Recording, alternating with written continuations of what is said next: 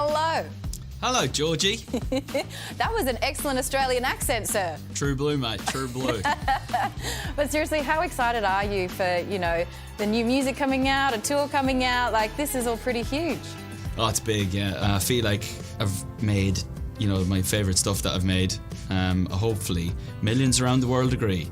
And then, obviously, with that in turn brings the tour, which we put on sale yesterday, and I can't wait for it. It brings me back to Australia, and that's what I'm most happy for. Really? So what do you think about Australia? What do you remember from your times that you've got to come here?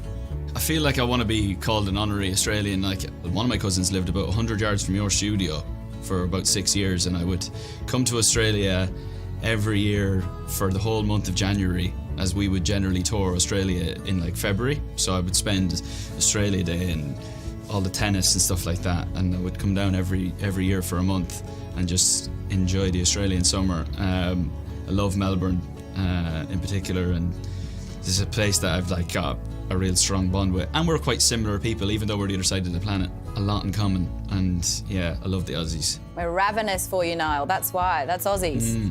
Yeah, mate. Ravenous. It's a great word. What makes this record incredibly special to me is it's a reflection of where I am in my life today, as a person, a musician, and of course as a songwriter.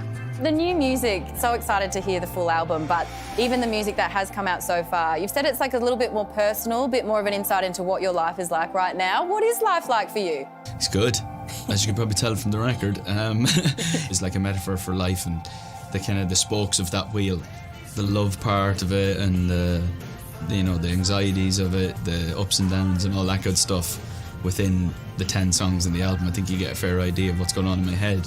I guess one of the key bits for life for me anyway is having really good friends, and I had the opportunity to talk to Lewis Capaldi recently, and he said that you get him through a lot of hard spots, but he also called you a dickhead. They're all pieces of shit. I don't like any of those guys. I'm talking Niall Horan, Ed Sheeran, absolute dickheads. That's our relationship in one sentence.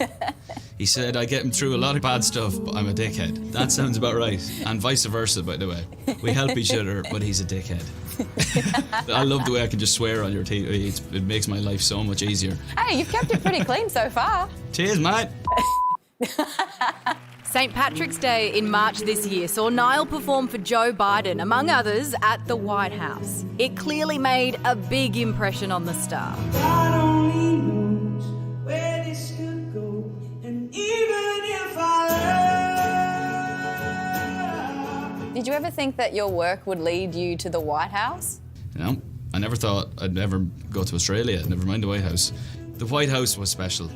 Mind-boggling to be invited, and I was there on St. Patrick's Day singing for the President of America, Prime Minister of Ireland, and all these dignitaries, and something I won't forget, walking the halls of the White House was mind-blowing.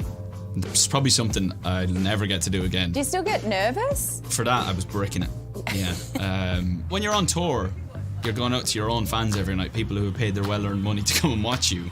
So you feel a bit more at ease, you know, you can be yourself. Put myself in front of a room full of dignitaries, it's a different story, and the leader of America is completely different.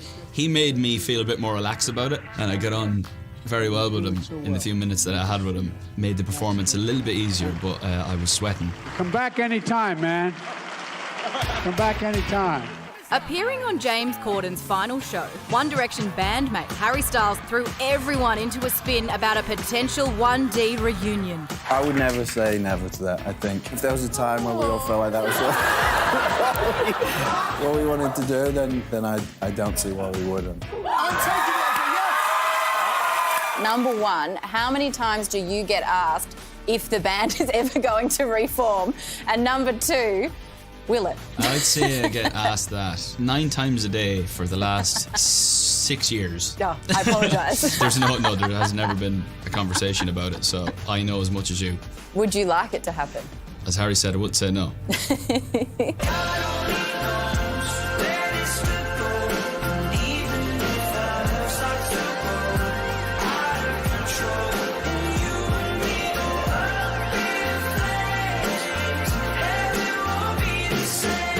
You're also turning 30, milestone birthday coming up. What is the party going to look like? What are you doing? How are you celebrating?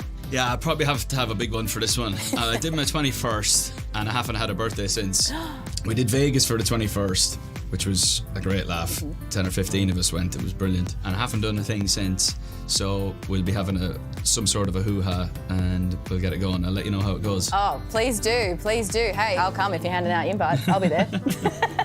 Niall Horan, it has been an absolute delight. We'll party when you come down here. Thank you so much for chatting to us. I've missed you, and I can't wait to see everyone. Is there something you need to tell us? I know. Best friends. Yeah, Aren't you? Best friends. He misses you. Yeah. Yeah. I mean, I feel like there are a lot of people not really saying yes to things in that. but I can carry that on and make it sound far more like a yes than a no. Yeah. Niall's new album, The Show, is out June 9. All the info for his tour is on our website, so head over there for all of the details. He's been fantastic.